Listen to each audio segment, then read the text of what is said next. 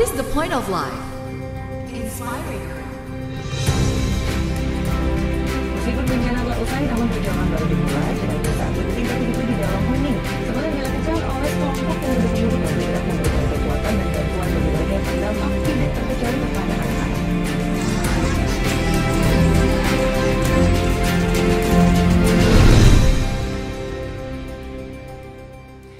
Balik lagi bersama Naila Husna di Inspiring Around, Never Get Tired of Inspiring. Nah, MG Listeners, ternyata salah satu penyebab tingginya kasus kekerasan seksual pada anak ini adalah kurangnya edukasi seks pada anak sejak dini.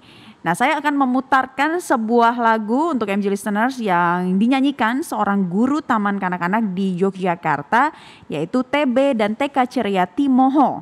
Kita dengerin ya.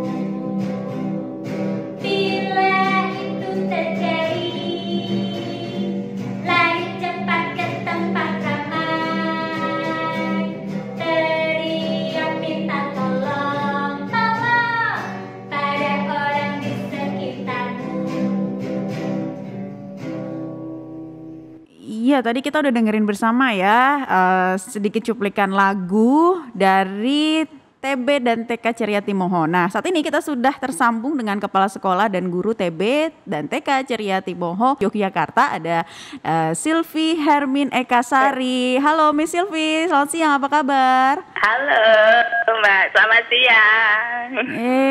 Senang sekali Miss Sylvie sudah bergabung di MG Radio kali ini. Jadi lagu tadi judulnya apa dan siapa penciptanya Miss Sylvie? Nah, lagu tadi itu judulnya Aku Mandiri. Nah, penciptanya itu ada Miss Dila dan Mr. Ali. Guru juga di TK Ceria Timoho. Yang menceritakan kepada anak-anak untuk pentingnya melindungi diri sendiri begitu ya. Selain itu apalagi Miss Sylvie yang diceritakan di lagu ini, mungkin bisa kembali Miss Sylvie ingatkan kembali nih. Ya, betul. Bagaimana caranya kita mengenalkan pada anak bagaimana untuk melindungi diri dan apabila itu terjadi apa yang harus dilakukan, begitu Mbak. Nah, yang mendorong pihak sekolah menciptakan lagu ini, Miss Sylvie? Awalnya itu menjadi sarana belajar ya, sarana belajar untuk educator juga. Waktu itu juga belum banyak lagu-lagu yang mengedukasi orang tua dan juga anak terkait dengan pendidikan seks usia dini. Sehingga kita gimana ya caranya, karena kalau lagu itu kan cepat bisa masuk ya ke anak-anak, sehingga itu sangat efektif sekali. Akhirnya terciptalah lagu itu, begitu. Dirasa melalui lagu ini salah satu cara yang efektif untuk mengenalkan edukasi seks sejak dini pada anak. Nah, kan ini berarti TK ini untuk lagu untuk TKA TKB? Iya, dari Playgroup juga kita sudah sounding untuk lagu ini, Mbak. Oke, berarti sebetulnya sejak usia berapa? Kalau untuk anak saya nih jadi curhat, ini kan usia 3,5 tahun nih, Miss Sylvie. Kira-kira sudah mulai bisa dikenalkan dengan lagu-lagu seperti ini kah?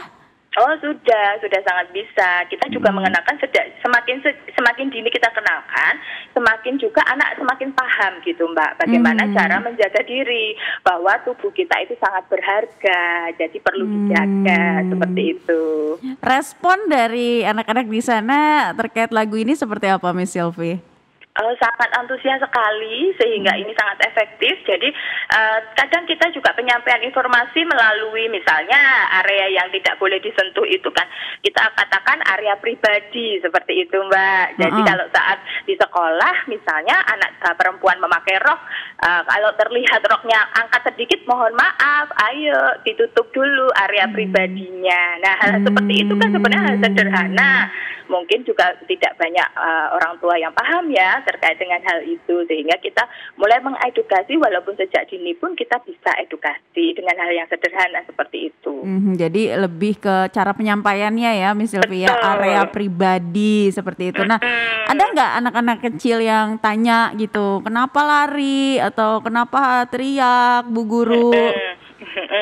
Nah itu juga sebelum kita menyampaikan lagu itu kita edukasi dulu ke anak-anak. Yang pertama tadi area pribadi mana yang boleh disentuh dan tidak disentuh, siapa saja yang boleh menyentuh atau tidak. Nah ini siapa saja, ini kan misalnya mama boleh, dokter, perawat itu boleh, tapi harus dengan izin terlebih dahulu. Kalau orang yang menyentuh tanpa izin berarti harus bagaimana? Nah, kita sampaikan ke anak-anak seperti itu. Luar biasa, Miss Sylvie. Nah, selain lewat lagu nih, Miss Sylvie, apalagi nih cara yang efektif untuk edukasi seks pada anak usia dini, terutama balita? Oke, cara yang efektif itu mengenalkan perbedaan laki-laki dan perempuan, itu yang poin utama. Nah itu kan dari sejak dini sudah bisa, anak usia 2 tahun, 3 tahun itu sudah paham gimana sih perbedaan laki-laki dan perempuan, itu di kurikulum kan sebenarnya ada juga. Nah terus toileting anak perempuan dan laki-laki harus dibedakan. Begitupun juga mengedukasi ke orang tua saat di rumah, anak perempuan dan laki-laki sebisa mungkin juga tidak mandi bersama, sendiri-sendiri, bergantian, maksudnya seperti itu. Nah itu kan juga bisa nih, dari playgroup itu sudah bisa. Iya, dan Miss Sylvie tentu ini bukan hanya menjadi peran tenaga pengajar saja, tapi juga orang tua ya, agar kemudian turut mengedukasi anak-anak mereka tentang seks dari usia dini. Nah bagaimana cara pengajar ini berkomunikasi dengan orang tua agar sama-sama bisa memberikan edukasi seks kepada anak?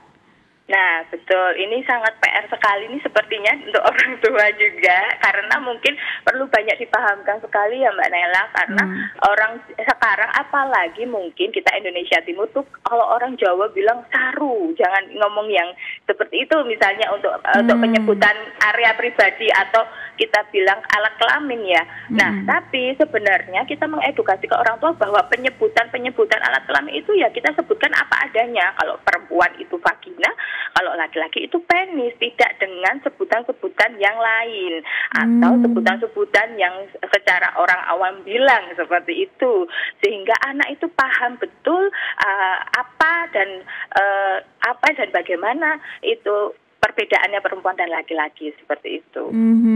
Baik. Nah, kemudian apa lagi nih, Miss Sylvie, bahaya-bahayanya jika anak-anak tidak diperkenalkan dengan pendidikan seks sejak usia dini gitu. Ini berkaitan dengan kasus yang baru-baru ini viral terjadi kekerasan seksual terhadap anak yang dilakukan oleh ayah kandungnya sendiri. Nah, mungkin Miss Sylvie bisa jelaskan. Gimana Mbak? Maaf Mbak. Bahayanya Miss Sylvie jika anak-anak tidak diperkenalkan dengan pendidikan seks sejak usia dini. Oh ya, itu sangat berbahaya sebenarnya, karena anak itu tidak aware ya, tidak aware dengan tubuhnya, tidak paham kalau tubuhnya ini sangat berharga seperti yang saya sampaikan sebelumnya. Karena kita sangat-sangat mengedukasi anak-anak bahwa tubuh ini sangat berharga, khususnya apalagi di area pribadi itu sangat berharga sekali. Sehingga saat orang asing datang tiba-tiba misalnya memegang, meraba, itu sudah harusnya anak sudah aware. Karena kita kalau edukasi terus setiap hari dan diulang-ulang, sehingga anak itu paham, oh yang bisa boleh sentuh dan tidak itu siapa. Saat anak itu sudah paham, ada orang asing datang dan mencoba untuk menyentuh, dia akan yang tadi seperti di lagu berteriak, minta tolong, lari meminta pertolongan. Nah bagi anak yang tidak aware, bagi anak yang tidak paham, berarti kan dia nggak tahu kalau ternyata disentuh-sentuh itu nggak apa-apa gitu ya, dan ternyata kalau disentuh-sentuh itu berbahaya misalnya, mohon maaf, sehingga anak itu nggak paham. Nah itulah mungkin terjadinya pelecehan seksual ya. Baik, nah Miss Sylvie, terakhir pesan-pesan bagi para pendengar terutama yang sudah menjadi orang tua nih seperti saya juga, agar kemudian memahami pentingnya edukasi seks pada anak sejak usia dini, Miss Sylvie. Ya, untuk orang tua mungkin juga yang masih awam ya, atau gimana ya caranya kita mengedukasi anak-anak. Ya, tentunya kita harus memahamkan diri bahwa pentingnya edukasi sejak dini. Mungkin saat 2 tahun, 3 tahun itu sudah bisa dimulai mengedukasi anak. Bagaimana caranya memberitahu anak perbedaan laki-laki dan perempuan. Bagaimana bahagian mana saja yang boleh disentuh dan tidak disentuh. Terus penggunaan toileting yang benar antara laki-laki dan perempuan harus dipisahkan atau bisa bergantian, tidak bersama-sama. Hal itu tuh kan sebenarnya sepele dan sederhana, tapi mungkin orang tua belum paham mulai dari mana ya ini edukasi untuk anak usia dini, seperti itu, Mbak. Baik, terima kasih Miss Silvi sudah berbincang bersama kami di MG Radio Inspiring Ground kali ini. Tentunya semoga sebagai orang tua bisa lebih memahami pentingnya edukasi seks pada anak sejak dini. Terima kasih sekali lagi Miss Silvi, salam untuk Sama-sama. anak-anak di sana ya. Iya, sama-sama Mbak, terima kasih.